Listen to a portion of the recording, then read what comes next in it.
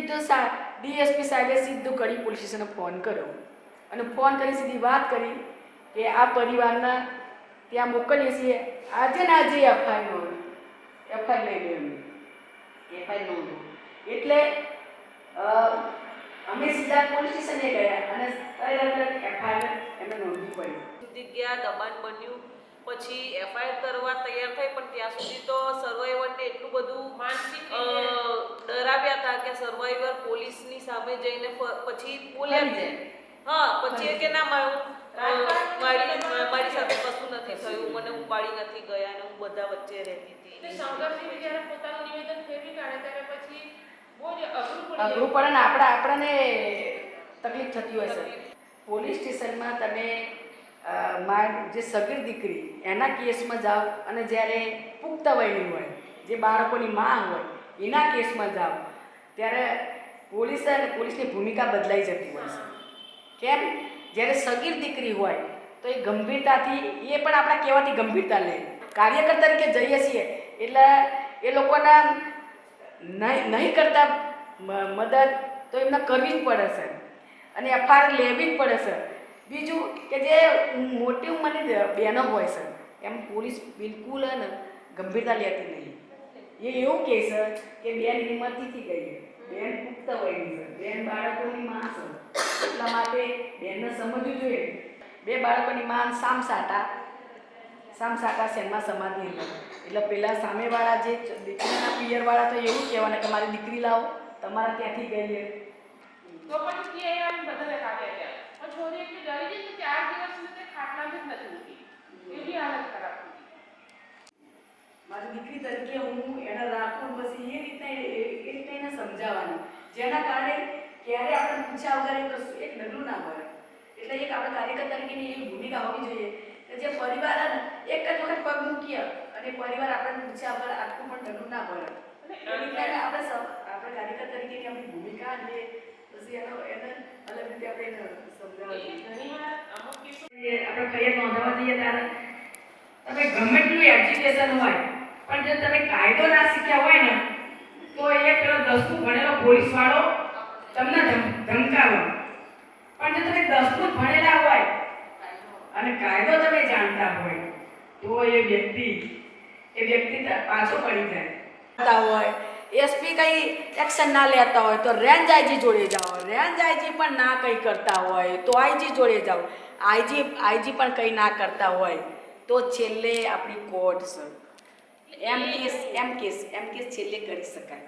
એટલે આ તમે કોઈ સ્ટેપ જ અમે અપનાવીએ છીએ, પણ ત્યાંનું શું છે કે પોલિટિકલ સ્તર રાજકારણ એટલું હોય છે ને કે પોલીસ સ્ટેશનને એટલું દબાવી દેવામાં આવે અને જે વચેટિયાઓ જે હોય છે 5-25 હજાર રૂપિયા આપીને પૂરું કરી નાખે. એટલે સૌથી મોટો પ્રશ્ન શું છે કે બહેનોની જે વાત છે ને ઘણી વાર પોલીસના બિહેવિયરમાં પણ એવું હોય છે કે તારો પતિની મારે બીજું કોણ મારે તને. એટલે સૌથી મોટા ચેલેન્જીસ પડકારો અમને એફઆઈઆર કરવામાં આ રીતના આવતા હોય છે કે અમે બધા કાયદાને આપણે અને એની સાથે સાથે એક નાનકડો બી કાર્યક્રમ છે મહિલા છોકરીઓની વિદાય છે. તમે બધા હાજર છો તો વિદાય કરીને આટલે સુધી આવી જજો.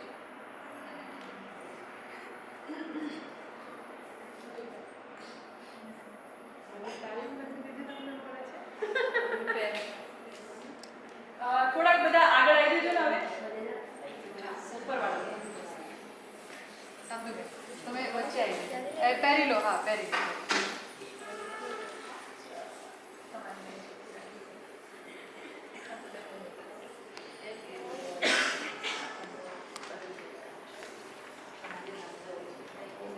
આ ઝીલવાનું જ છે એ બોલે એટલે તમને બધાને વાંધો નહીં આવે. એક આ બાજુ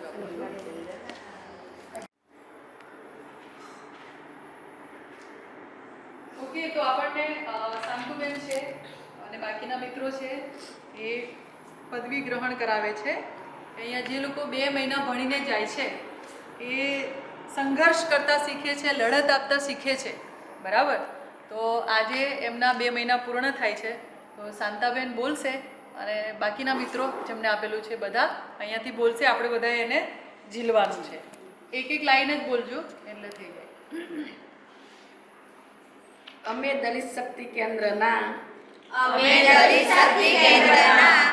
વિદ્યાર્થીઓ અને વિદ્યાર્થીનીઓ ખૂબ ગૌરવથી આ પદવી સ્વીકારીએ છીએ. અમે દલિત શક્તિ કેન્દ્રમાંથી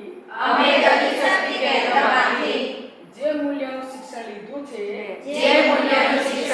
છે તેનું જિંદગીભર પાલન કરીશું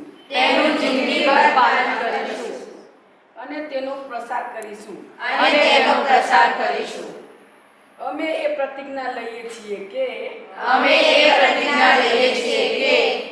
દલિત શક્તિ કેન્દ્રને ભારતમાં લોકોના જીવનનો મુખ્ય માર્ગ બની રહે તે માટે સતત સંઘર્ષ કરીશું. જય ભીમ. આજે છે ને એ તમારી સાથે રાત રહેવાના છે એટલે ખાટલા પંચાયત રૂમ પર કરી શકો છો. Okay okay. તો હેતલબેન નરેન્દ્રભાઈને આવજો અને સર્ટિફિકેટ આપજો. પાણી આ બાજુ આવી જાઓ. અચ્છા, તમે બંને સાથે રહીને ઓકે.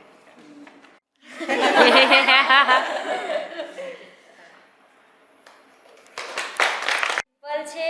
હું અહીંયા સીવણ ક્લાસ શીખવા માટે આવી હતી અને 2 મહિનાનો કોર્સ મારો પૂરો પણ થયો અને મને આવડી પણ ગયું બધું અને અહીંયાના વાતાવરણ વિશે બધું જાણવા પણ મળ્યું કે કેવી રીતે આપણે ઓરત જાતને કમજોર સમજવું નહીં, મજબૂત રહેવું અને કોઈ પણ વસ્તુ હોય તો તેનો સંઘર્ષ કરતાં પણ શીખવું જોઈએ અને ઓરતને કમાવતા પણ શીખવું જોઈએ કારણ કે મર્દ એકલા કમાય તો બી તેમના પૈસા એ કરે તો બી એ કહે કે તમે ઘરે રહીને શું કરો, તો આપણે પણ પોતે પૈસા કમાતા શીખવું જોઈએ.